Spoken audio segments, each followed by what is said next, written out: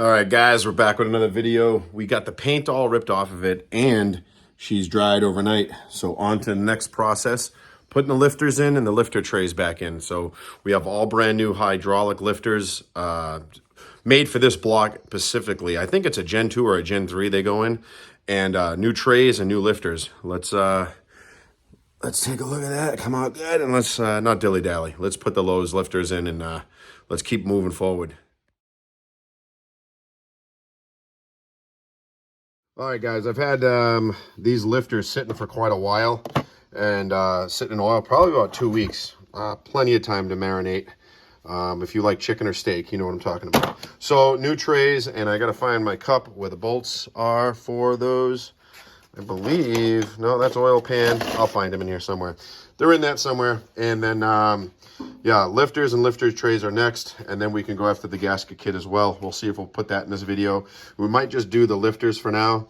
I want to make sure I do this right and proper. There's directions which way they go in. I don't know if these have to do with different body styles, but I believe so. But I already test fitted these. It doesn't really matter which way these notches go, at least with mine, I believe. I'll double check that, but that's what we're going to move forward with today. All right, as you can see, I'll zoom you guys in a little bit.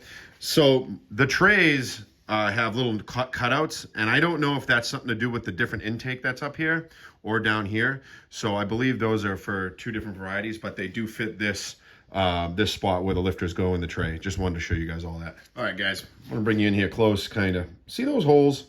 I did some research when you snap these in, and they kind of only go one way. See how they're square and circled on one side?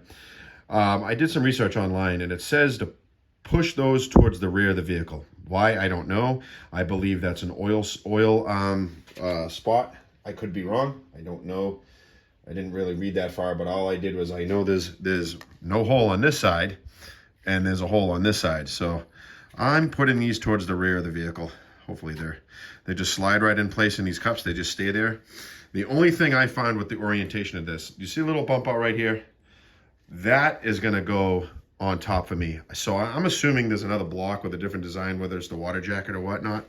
But I'm gonna make sure these are orientated to the rear of the vehicle. That's the front, that's the crankshaft over there. Crankshaft's over here, flywheel's over here. I should say, not flywheel, but not a flywheel, but it's called a flex plate for the starter. So that's exactly how those go in. Very simple. Definitely want to put lubrication on those, and I can see why. They went in, it didn't go in hard, but you can tell if there wasn't, you'd be in trouble. Lined right up, perfect. So I think that's what the orientation we're gonna do with right here, and the rest of all three. And make sure when you look at your lifter to put that weep hole, I don't know what you want to call it, might not be a weep hole, but make sure you put that oil passageway towards the rear of the vehicle. Yeah, I believe it's an oil passageway. So I'm going to put that to the rear of the vehicle.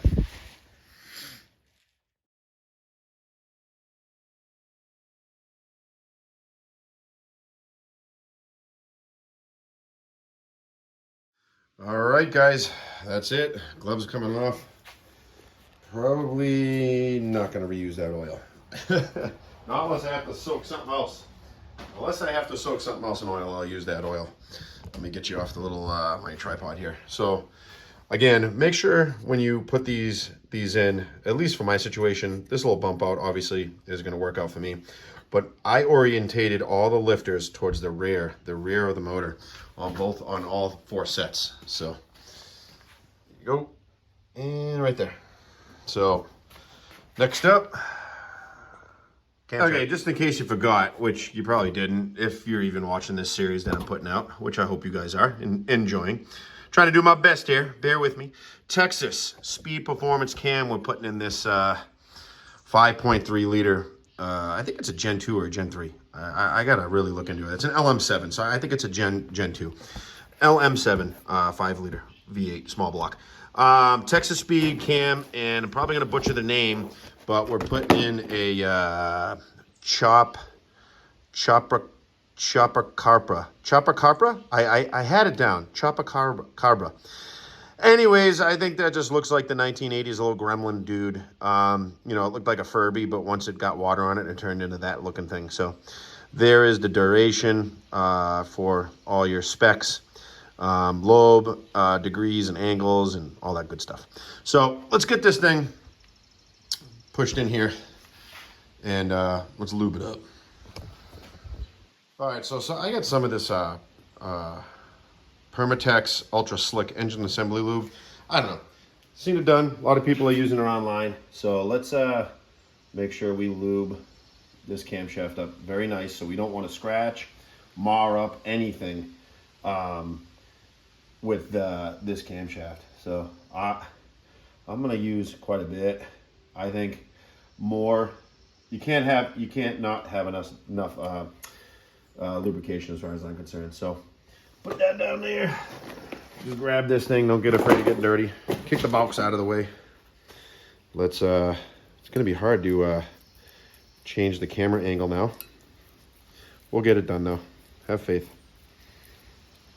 I just want to make sure this thing is fully lubed with this stuff. Very very tacky material. You know, and I mess with grease a lot, greasing heavy equipment, but this stuff, holy moly, this is some good stuff. All right, let me move the camera. Yeah. I swear to God, I moved that thing with my wrists and I just pressed played with my nose. I know, no one's here to believe me, so you gotta take my word for it. Literally just press play with my nose. Gotta love it. Okay. And there you guys go. Son of a biscuit. I'm gonna leave that in just because it was fun to see. Let me get you settled down here. Hold on. Good. We'll send that. Let's not hit that again. How's that sound, Dan? Okay. All right. First things first.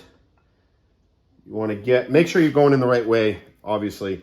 The back side of this cam has all the writing on it, and it's only got 2 holes. This has got your 3 holes, and then your lineup pin for your timing gear set. So make sure you have it going in the right way. I know it sounds crazy, but... And then you kind of want to guide it. I'm going to stay close. My right hand's going to stay close because you have 5 lobes to get through, and you just want to go nice and slow as you pass through each lobe. Once this 4th lobe gets through, it's gonna kind of line up pretty simple. Easy. That's it. She's home, baby. She is home. Anticlimactic. She's in. Let me clean up and we'll get you a closer shot. I got a little cleaned up here. So you could put a like a water pump bolt in here, and I'll probably do that afterwards, but just to make sure it's spinning freely. So we did the lifter trays and lifters, and we did the camshaft for today's video, guys. I still got to get a puller to get this gear set off. It's a key. You can see it right there, which is great. I got to take that crank bolt out. So I'd like to replace it. I have a new one. I might as well replace it because the oil pump rides right on this, and then your gear sets over here after you put your back plate on here. So we got to do that too as well. But stay tuned to the next video, guys. We're going to be putting the heads back on and push rods and all that other good stuff. So we'll see you guys on the next video. Peace.